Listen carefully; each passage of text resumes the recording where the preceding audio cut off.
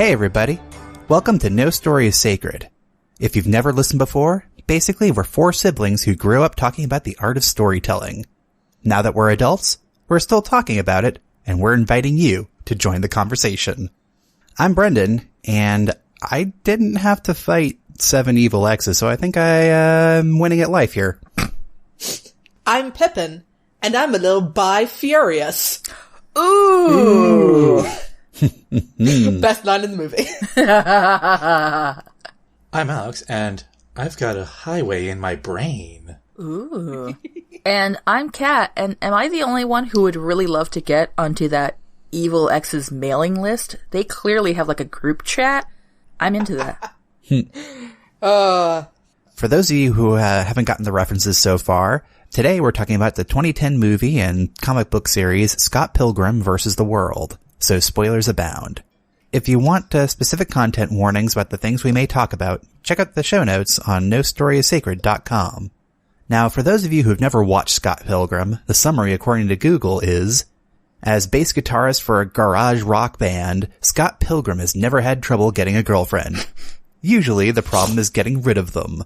But when Ramona Flowers skates into his heart, he finds that he has the most troublesome baggage of all, an army of ex-boyfriends who will stop at nothing to eliminate him from her list of suitors. So, fun fact. I didn't read the summary before I copied and pasted it to our document. I gotta say, actually, that summary encapsulates entirely why this movie pisses me off. Well, here's the thing. I mean, leaving aside Scott Pilgrim, saying that he has never had trouble getting a girlfriend is a blatant lie. That's true. Just a bit. A bit. Yeah. I think the fact that he's played by Michael Cera just covers that whole issue. Michael Cera knows what his position is in terms of film. Protagonist, not quite. He's great support. Oh, no, I love him as a protagonist. Do not get me wrong. However, he does embody a certain look, and that look is not necessarily can get ladies easily and frequently. And leaving aside Michael Cera and his face, Wow. I love Well, I Michael said it. Cera. We love you, man. he's fine. Wow. It's also just straight up stated in the movie that he hadn't dated before his high school girlfriend. Wait, no. No, you're saying that wrong. Yeah, I know. His current girlfriend, who is in high school, he is 22. He is 23. 22. What? I thought he was 23. 22. I mean, not that that makes much of a difference, because she's still 17. But he hadn't dated anyone for like over a year when his previous girlfriend, who was, let's face it, too good for him anyway, and to be fair, so is his now in high school girlfriend. They're all too good for him. That's, yeah. I feel like Bi-Furious really does cover you this time, Pip. Yeah. Well, what's kind of funny is that in the comic book series, they really point out the fact that Scott there is not really in a good place emotionally. Mm-hmm. So a big part of the comic book series is just getting over that issue. Like the whole entire Amy Adams ex-girlfriend thing. She left him mostly because he was a douchebag. But he had selective memory as an actual plot point. Mm-hmm. I know this because I read the summary of it on his wiki page. Of the comic? Yeah, I read the comics wiki page. Oh, like wow. the whole, yeah. I did research to avoid watching this movie again. I mean, okay, Edgar Wright does a great job. It's stunning visually. For what it is as a story put onto film, it's great. I just have a problem with the story as a concept. Which, to be fair, is the point of this podcast, is to discuss story. So why do you have a problem with it? Let's delve into that. From what I see, the story is literally a guy having to, quote unquote, deal with his crush's emotional baggage. She has several exes. They have left a mark on her, and now he has to deal with it by defeating them or some shit. And I don't like that noise. Heck with it. Also, I would rather have the story be about Wallace, his roommate, who is played... Wallace is amazing. Wallace is the best character that there ever was and ever will be. Oh, yeah. Double standards. I don't make the gay rule book. Exactly. I mean, he's both aware of the weird reality bendingness that's going on, reveling in it slightly, and also not getting involved in any of this interpersonal shit. I appreciate everything he is and chooses to be. On occasion, he does if Scott's going to mess it up real bad. But he doesn't, do anything. He just tells Scott to say, break up with his high school girlfriend. For instance. His fake high school girlfriend. His fake high school girlfriend. Oh, God. Anyway, so, yeah, I don't need another fucking movie where men have to deal with women's emotions because it's clearly that's in the way of their emotional relationship. See, I viewed it as Ramona having to deal with Scott's emotional problems. There's that, definitely. Yeah, that's kind of what the movie is, But I feel like it's framed about him and dealing with her. Well, here's where we start delving into metaphor town. Mm-hmm. The fighting the evil town. Exes thing could be construed as fighting the expectations set by prior relationships and how you want to try and be better than whatever caused the last breakup to happen, right? It's not really Ramona's baggage. She's, She didn't ask for these guys to come fighting people. She is as put out as anyone. And she's just, it's stuff that happened. It's really Scott's emotional baggage. But it's framed as being caused by her. Ugh. I mean, she's explaining it, and Scott gets frustrated that she doesn't explain it enough. At the same time, fuck you. Whatever, Scott. The only time it's really Ramona's thing, I feel, is when it gets to the last evil ex, whose name Gideon. who is the one she's actually still hung up about. Mm-hmm. Because he was an abusive ex, and getting over abuse is hard. Mm-hmm. But yeah. Really, this is the story of how Knives Chow, the fake high school girlfriend, learns to love herself. Yes. Yeah. Yep. And getting over the weirdly adultish child who dated her for bad reasons. There was still again, going back to the comic book, and you can't see it, but I'm pushing up the glasses that I don't wear on my nose. I felt it in my soul. I did too. In the final graphic novel, Knives had graduated high school and Scott and Ramona had broken up, long story, and they're at a party and basically Knives and Scott kiss, and then the very next panel was, and it was awkward. Next panel. For everyone. I thought it was awful. For everyone. I thought it was awkward.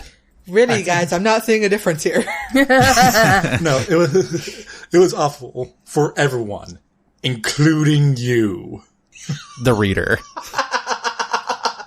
I think you're right, Al. So really, Knives got over Scott, the band got over Scott. Oh, it wasn't that, Al. It was horrible for everyone. Wow, we're just ratcheting it up. Look, it's been a couple of years since I've read through the comic book series completely. I'm allowed to make mistakes. Are you? Except we're on the internet. Shit. But yeah. And now the other foot has dropped. Wait. What? What did you do with the foot? Listen, what man. did we do with the foot? My big problem with the film isn't so much the story. The story has its issue, but the visuals kind of make up for it.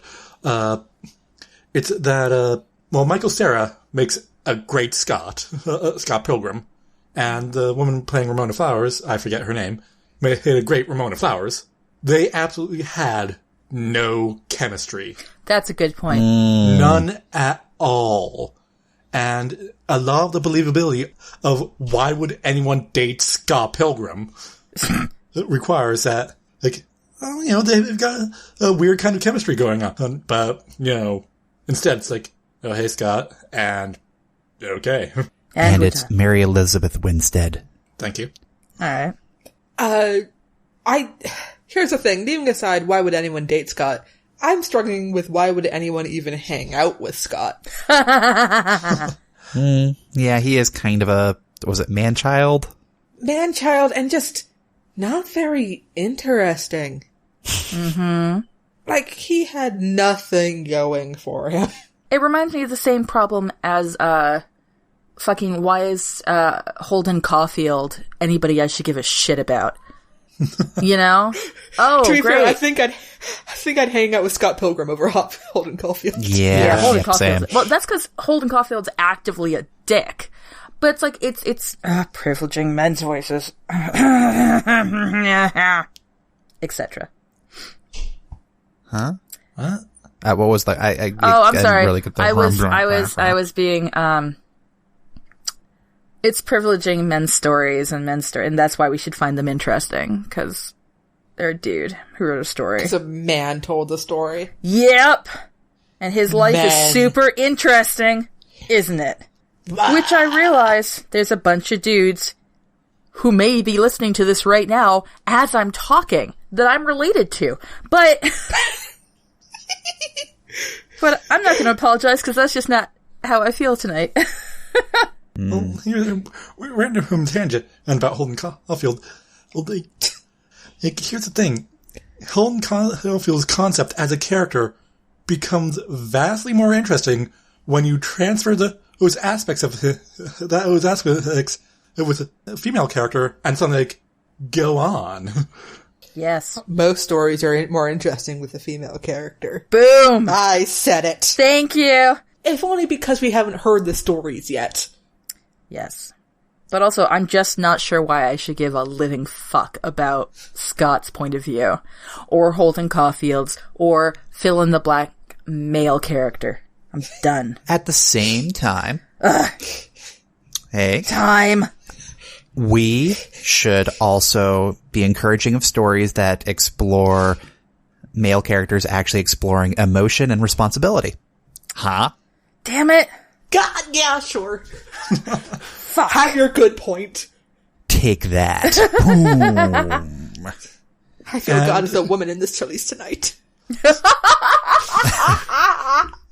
Yeah, and Scott is emotionally kind of at a low point. He's jobless and currently crashing in the bed of his friend. And also, his band kind of sucks. He's not good at playing the bass. His band kind of sucks, possibly because of him. Possibly. Oh, most likely. Well, don't they break up? Well, doesn't the band just break up altogether in the comics? They break up. No. Yeah. No, I thought in the comics they did break up at one point, but it was like in the movie, and they just broke up around him.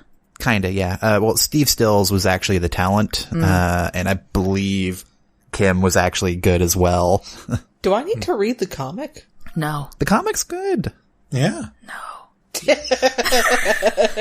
Don't believe Kat. Kat, to be fair, Kat did just read the wiki of it, so it might be that I have a less nuanced point of view when it comes to its quality. No, the comic is quite good. Yeah. Keep that in mind. It's no Hawkeye. Yeah, I feel this movie visually gorgeous. Oh yeah, because it's Edgar Wright. Come on. Mm-hmm. Yeah, he's talented, but I feel like a lot of its strength is in its side characters. Mm-hmm. Scott's sister, great. Wallace, great. Scott's sister and Wallace together, amazing. Anna Kendrick. Oh shit, Anna Kendrick. Oh, there is a reason to watch the movie again. Aubrey Plaza's in it too. Chris Evans is one of the evil exes. I did see Chris. I rewatched all the fight scenes again. And Chris Evans is great. Oh gosh. Yeah. Because you'll be dust, and the cleaning lady doesn't come in until Monday. That reminds me, I did appreciate the little moments of world building, because the universe of Scott Pilgrim is weird. Yep. Yeah. Cause there are all those doors and, people turning the coins and nobody really seems to mind. And Scott Pilgrim, is able to punch people into orbit. What's his head punched the highlights out of Knives' hair. Damn. Which was unfortunate because she looked good with the blue in her hair. Though it's a whole other trope of Asian characters with colored hair in the front. Yeah, it is. But also just the small moment where it acknowledged that it wasn't just the characters doing the weird things who like knew it was weird. It was like acknowledged in universe when Steve Stills asked, what's his head Envy's new boyfriend? Todd. Why does being vegan give you powers? He always wondered. And just the I always wondered bit was like, oh yes, this is a thing that's always existed. Yep. It's true. Yeah. I like that little moment of, no, this isn't just this week being weird. This is just their normal. It's not with today. It's... The world itself is a very weird place in Scott Pilgrim. Yeah. So what else, huh? I actually opened my Google Doc with my notes. We've come so low. I know, right? And the line, if your life had a face, I would punch it. And that is how I feel about Scott Pilgrim. Wow. The person. Yeah. Kim is right. Yeah. I mean, again, part of the point of the story, at least, in the full span of it all, is that Scott is not a good person, not at a good point in his life, and needs to figure some shit out emotionally. But why is he the main character? Why should I care about somebody who's having dick problems? Because we want to learn, is it possible for them to be to learn how to be a good person? And, but I've already seen that story so many times with dudes. That's not really a reason to hate on it, I don't think. I feel that like there is a good emotional story here of learning to get over yourself. Mm-hmm. Really, Scott should have gone to therapy is what he should have done. So should have Romana. Yep. Abusive exes are going to be abusive. Mm-hmm. Yeah, no, I just still want to punch Scott Pilgrim in his face, though. One of the points I was trying to get to was that I think it's important to have modern renditions of stories and lessons that people probably should be open to hearing, right? Or should hear. Mm-hmm. Sure. And yeah, I mean, encouraging, young men and all that to actually be in touch with emotion and responsible for behavior is probably a good thing, right? Yeah, I mean, Scott learning that self-respect is perhaps even more important than love, because you have to love yourself, is probably a good thing for people to hear. Though sometimes loving yourself is hard, and it's okay to still love other people. It's not a one or the other kind of thing. But also, I'm not sure he quite carried it off in this movie. In the movie, no. Oh, Yeah. No. yeah. Like, the general premise of what you're saying, yes. That it came across in this movie, I'm less convinced. And in the long run, I can only speak to this film, and so my rage is largely addressed towards this film. And the thing is, my flavoring is with having read the comics first, because the final graphic novel came out about the same time as the movie, in which, among other things, Scott realizes the fact that he was kind of a douchebag with selective memory problems. Yeah. But that wasn't the story that Hollywood chose to tell. I mean, you can choose to tell your own story. And we will. And then I, as a critic, get to come along and be like, that was bullshit. The end. Mm-hmm. Also, I just want to state for the record that Envy's song Envy, played by Brie Larson, who is going to be Captain Marvel. But Envy's song that she sang in the club was great. Actually, I believe the music was written by Beck. Really? I think so. I have to say, I really enjoyed the bass battle. I really wanted Vegan to win. His bass line was really good. Won. I know. And he should have. I like how it was a bass battle instead of a boss battle. Because puns are the best. Yeah. Yeah! Sorry, I was trying to get that weird... Anyway. Yeah. Cool. You tried, and that's what's important. Is it though? No.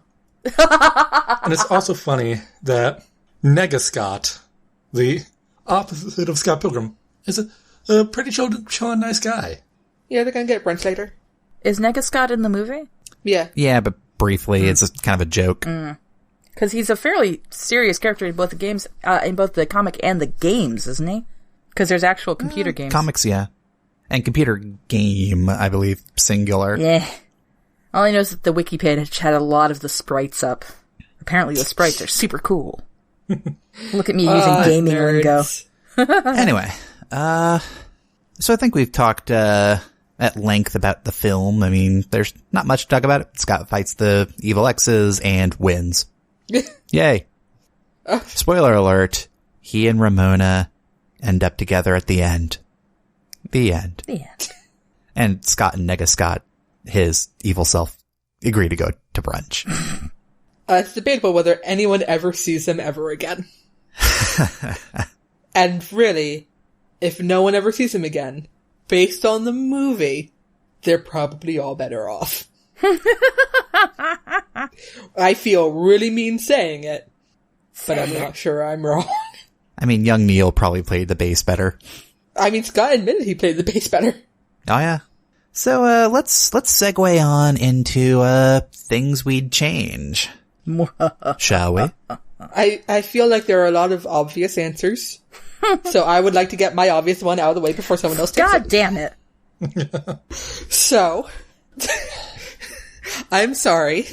Continuing with the theme of, if Scott's life had a face, I would punch it. What if this were a story about Ramona and her emotional arc? And instead of Scott fighting all these evil exes, she fights her own goddamn evil exes and gets them the fuck out of her life. Okay. She doesn't need some boy to come along to, go through her trauma for her. Because maybe he thinks he'll get lucky. So she, has amazing badass, fight scenes, other than like the maybe two she had. And, she gets to just fight and earn her own goddamn happiness. And she and, Wallace can be BFFs, because I said so. Hooray! That's all I got. Just make Ramona Ramona the star. Have her fight her own battles. It'll be great. Yeah. Okay.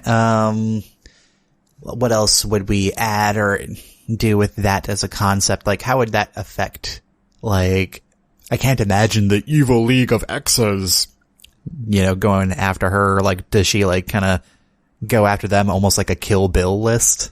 Yeah. Also, how long will it be before the evil League of Exes do go after her? Because at the moment, they're content just fighting whoever she decides to date. But let's face it, all those men are on the sliding scale of abusive. Because if you're not leaving the girl alone, and think you have control over who she dates after she's done dating you, you're abusive. And it's not long before they'll just turn, well, they're already abusive towards her, but like, more overtly. Yeah. The fact that they even formed this league, and I bet they are insecure in that, email list. So I'm willing to bet she got access somehow. Nobody changed their damn passwords. No one, all their passwords are still Ramona. Deep cut. Nicely done. And so she has the intel that way, and she's just like, no, this is not gonna stand. And maybe she does try dating Scott. And maybe that's how she figures out that, well, except she already knew it was a thing, because she thought to warn Scott about it. Well, you can change the conceit there and be it like, this is the time where she realizes that it's a thing. True.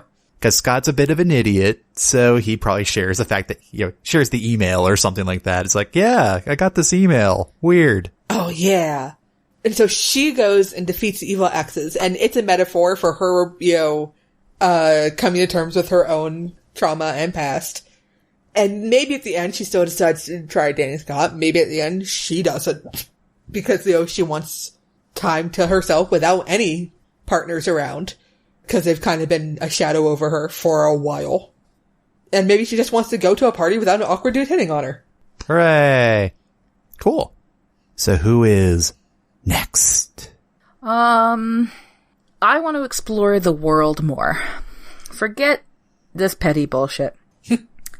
I want to know what kind of world it is that you can knock someone out and collect coins. Yeah. Fair enough. And why some people are worth more coins, etc. and so forth. I'm also going to steal Ramona being the main character. And Wallace, sure. And I'm going to have her, I don't know. Let's say she's going on a journey of self-discovery. No, that's boring. Fuck that noise. She is going to save the world from aliens. The aliens are unaware of the properties of this planet. This planet, once you touch down low, you are now able to be punched into coins. The coins are weird. They're actually radioactive. It's a whole thing. I'm really just changing the whole fucking thing. Cool. Okay. I don't want it to be an emotional mess. I feel like you're acknowledging that the world is cool. Yeah, the world is cool. I just want to do cool things with the world. Fuck all the rest of it. That's Except fine. maybe Wallace. Except maybe Wallace. Wallace gets to stay. He's awesome. Or, the question is, love and death, right? Two sides of a coin. What happens when there is lovemaking? You KO somebody, you get coins. What happens elsewise? And what's Wallace doing with his life then? He's a lover, not a fighter. I feel like there was a leap made somewhere and we did not go along with it. Let's explore that. Life and death on the same coin. Kat's talking about the little death. Yeah.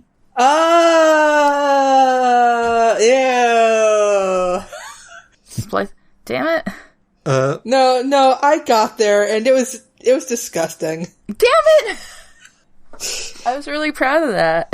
No, it's icky. You should be ashamed of yourself. Listen, you have to we're gonna talk mechanics of this world. Let's talk mechanics of this world. I'm gonna pull the veto card there. It's too late, I already said it. The end. I'm done. But yeah, so you just want to hang out in the world. I Because do. the world is cool. I want to deal with the world. We are the world. I don't want to deal with that, Pip. Alright. What now? Cool. Al, you go. Oh, me? Okay, yeah, let's make Scott a girl. Woo! Yeah! Instantly much more interesting. I was saying earlier that, how Holden Caulfield, who introduced his character trait, it's with a female character, or whose traits become that much more interesting. Also, though, you also have to add in some weird time power. But those are slight details. I see no downside. Yeah. I like time power. That's cool. Yeah. Well, so since Pip failed to make a queer, I have to go step up. Listen, Ramona's queer. Oh, that's fair as well. But Pip, you could have made it more queer. Oh. And that's where Alex beats you out. Listen, I had to give you guys the opportunity. So, it's this young woman, and, with a fake high school, with a fake high school, girlfriend. Legit happens. Yeah. And suddenly having to deal with Ramona's 7 evil exes, who in this also, who keeps on calling them 7 evil ex-boyfriends until, and Ramona keeps on just saying 7 evil exes. But yeah, that's just slide over there and something more interesting. Yes. Anything you guys want to add? Perfection. No, that's all, yeah. Yeah, just a simple little tweak. I'm in lesbians with you. Sorry. Pippin's in another place now. Does Scott not know that this is also a story of queer self-discovery? Yes. Yes. And Walt's being all like, I thought you knew. Look at your haircut. Oh my god. Pippin's dead. I'm sorry, are you like muffling yourself in your arm? Flannel. Oh my god. Alright, Pippin, you and I are gonna have a good time later just discussing gay Scott. Yep. Really, Pip? You dropped the ball. Yep, I fucked up. Anyway, Brad, what's your story? Well, here's the thing. I've said several times over the course of this episode that I like the graphic novel series. Yeah. So what I want to do, we're talking like maybe a series on HBO or something like that, where we just do a full series adaptation of the graphic novels. Maybe even expand on it more. I don't know. Okay. Because that's the thing. When you have like 6 novels like that, you want to have room for it to grow, to expand. To flourish in the wild. Yeah. Yeah.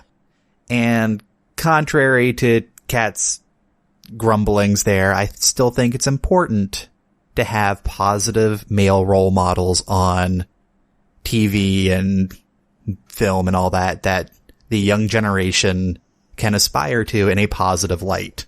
It's just that you guys have so many already. I'm just tired of it. But yeah, I think there is a plethora of stories about men. But having a story about a man who is not macho, masculine, might be to the good. Yeah, that's all I'm getting at. It's, still, as written a straight white dude, which is, a lot of stories out there. But having positive role models would be good, especially if we actually make Scott a more positive one. Yeah. And perhaps also acknowledging that there's always room to grow in people. Yes. Alright, so I think, in my good opinion... Is it definitely game time? Yeah. I tried to be all high and mighty about it, but there's no being high and mighty about a game. Can we pick the silliest shit game we have? Which is not, which kind of implies that some of our games are incredibly serious. Some kind of are. True enough. So, how about we do special appearance by? We need some goofiness here. Yes. Alright. And of course, that's when a meta character from some other series entirely comes into this story. So you guys. Oh no. Fuck. You guys. I'm not saying I'm out here to attack Kat, but... What? But one of the evil exes is played by Chris Evans. Right? You wouldn't.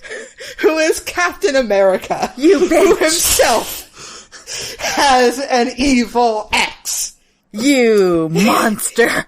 So Bucky Barnes is in Canada, and he has a mission. Kill Scott Pilgrim?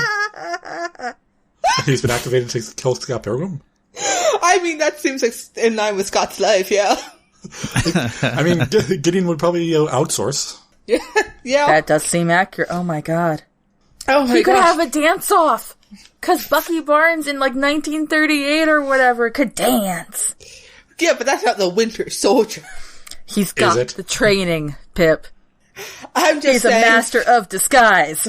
I'm just saying that he's got tricked someone who looks a lot like Captain America. It tricks him into grinding down a rail to death or something. I don't know. Tricks him into grinding. Go on. Yeah. I know what I said. And he goes, that was my mission. And then he kills Scott. Wow.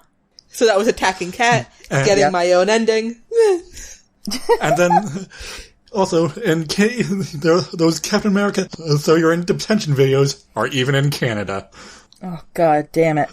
And so, but this time, it's Captain America, he's still in his Captain America, outfit, but wearing a Mountie hat on his head. Wow. So you're dating a high schooler. Doesn't it make him Captain Canada or something? Canada is in North America. Ooh. Fair Good point. And I think Canada will take that.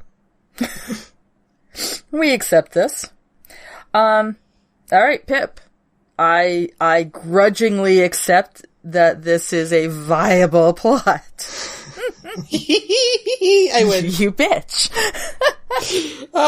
Night Maid. All right, I got one. It gets kind of out there. Do you guys remember the episode we did on Georgette Heyer and the Grand Sophie? Yes. What if, let us say, Sophie, essentially the same, less racist, and modern, existed in this universe. And she just shows up, she takes a look at this entire situation and says, there's a better way we could arrange this. And then quietly, well, not quietly, in Sophie's way, she throws a party. But she goes around and basically rearranges everyone's lives to be better suited, such that Knives and I guess Ramona end up together. And wait, so Ramona has a high school girlfriend? Oh shit! Knives is still high school. Yep. Nope. Fuck. Nope. They become best friends, which Scott's later sister, will become love. What? Scott has a sister, though. Scott does have a sister. Oh, good point. And Scott ends up going back to music school, which I'm assuming is a thing, so that he can become a better musician and a better person for his band. And Wallace does end up with that nice young man that he had in the apartment that time. Which one? Such a good question. Sophie approves of all of them. Wallace, just keep being you, sweetie. You're doing great. You're doing great. Meanwhile, Gideon is taken down by her buying his company from the large amount of money she has. Yeah, fair. She'd do that. Because really, that seems the best solution. And then all of the bands can play, because some of them are quite good, aren't they, Scott? And then you also, because after you've had your lessons, you can do... So she's just going to carefully arrange everything. The only downside, of course, is that in her own book, she then also gets a person. In this, I don't see her getting anyone, which is the flaw to my plan. I mean... Oh, there's Julie. Aubrey Plaza. There is Aubrey Plaza. Or Envy! Okay. Oh, got it. Sophie starts a women's commune. Yeah. And she and Wallace dish every Wednesday about their enormous harems. Yeah. The end. You can't tell me Sophie isn't a force of fucking nature. Fair enough. All right. And I even gave Scott a happy ending. Thank you. Which is more than I did. Where he gets to grow and change. And he's not hunted by the Winter Soldier, Pippin. Listen. He should have thought about that before he destroyed not Chris Evans. And that's like the one death that doesn't result in coins exploding everywhere. Yep. It's just a body. Yep. That's the saddest thing. It's just a body. What? What is people, that? Okay, are there corpses in this world? Ooh, good question. What? Gotta make funerals kind of weird. What is that? Are the X's... Did Scott murder 7 people? Yes, he did. That would have been... Now that's a fascinating... And you know what? I'm going with it. Okay. Oh, I was about to... do it, man. Do it. We need... What this world needs are the I'm thinking one of the police procedurals, so I'm going to go with B99, because, Damn it. So we have Scott in the interview room, they were challenging me to beat me up over their ex-girlfriend. And we have Jake doing his classic cool motive. Still murder. See, that was going to be my addition as well. Oh, I'm sorry, dude. Except I was going to go adding Raymond Holt into it because Scott clearly needs a good father figure. That's a good point. Yeah, he does. And also, Jake being like, is this just how it works in Canada? Like, oh my god, what if it is how it works in Canada? Do any of us know? If you die in Canada, you die in real life. Amy, I just jumped over a building. This is just like my dream. Yeah, no, that all scans. Yep. Oh, man. I'm sorry, dude. Now I gotta think of a new one. Well, cause Peralta and Scott are kinda similar, at least with behaving immaturely. Anyway, who would I add in? Positive role model characters. Terry Crews. Terry wouldn't put up with this. Terry would not. Oh, man. Yeah, just having Terry Crews show up as himself. Because he's a great role model. He is. He is a great role model. But that's not really a meta character. Don't want to real people this. Do you want to do sci-fi? Oh man, just imagine Scott Pilgrim, for a second here, having to discuss things at length with Captain Jean-Luc Picard. There's no. not enough face palms in the universe. I'm just imagining the one where his hand is extended. He's like that, has that but why face. Yes. But why?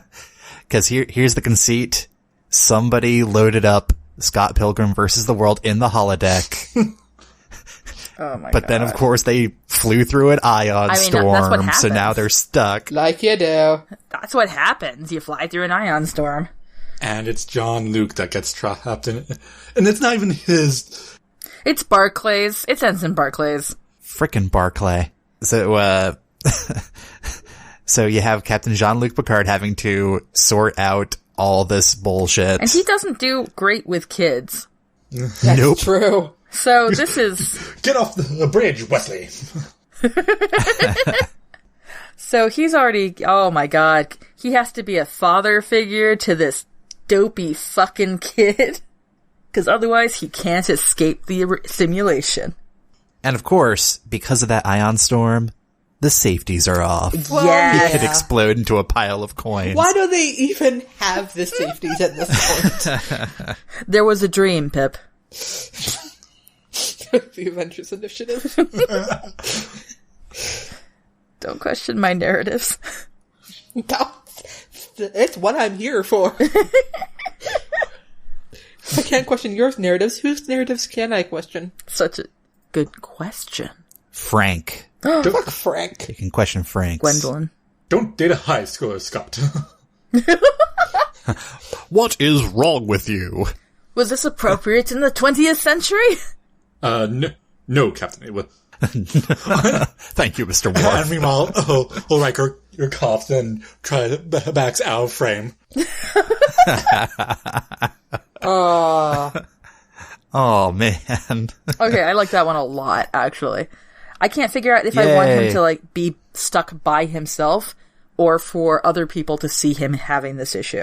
He's on the communicator's working. Obviously, I mean. So he's able to talk with the crew, but he's the only one in there. Deanna keeps trying to give him advice. Oh no. Beverly keeps trying to give him advice. Get off the... Wesley tries. Get off the call, Wesley. I was talking to your mother. That's part of his problem. Oh my god, it's a redemption story for Wesley. That's what it's actually about. Because Scott ends up talking to Picard about it. Oh my god. Well, because that's what all of the holodeck stories secretly were, even when they were messing up, is it helps a problem with, the crew themselves. And so that's what this is. This is, yes, the captain's stuck. But is he stuck in the holodeck? or emotionally. Ooh. Yes. Cool. I love it. All right. I think we, think we've exhausted ourselves for a Sunday evening. Yeah. Oh, man. So, are we ready to wrap then? Captain Jean-Luc Picard of the USS. The USS Enterprise. It's important. I kind of really want to start watching TNG just so I could get an accurate... Oh no, I'm thinking of fanfic. No! I was thinking of fanfic. The Cat Creighton story. Fuck off. In your defense. It is also the Pippin McDonald story. Yes, it is. You're lucky I'm not bringing up things, Pippin. I would also bring up things. Mutually assured destruction. I understand. Woohoo! All right, who's taking us out? So, Pip, do you want to take us out? All right, let's do this thing. Take me out. As always, if you have a story to submit, head on over to nostoriessacred.com/submission. Follow us on Twitter at nostoriessacred, or send us an email through contact@nostoriessacred.com. Your hosts have been Alex MacDonald, Brendan MacDonald, Pippin MacDonald, and Catherine Creighton. Editing for this episode done by Brendan. Transcript done by Ashley DaCosta. Art by Jay Wolfe. Show notes and transcript are available at nostoriessacred.com. Thanks for listening, everyone, and please rate, review, and subscribe to No Story is Sacred. You can also visit our Patreon page to support the show and get neat rewards at patreon.com/nostoriessacred. See you next time when we will talk about the 2010 movie, Tangled. Until then, we're No Story is Sacred, and any story can be changed. I'm Pippin. I'm Alex. I'm Kat. And I'm Brendan. And we're No Story is Sacred.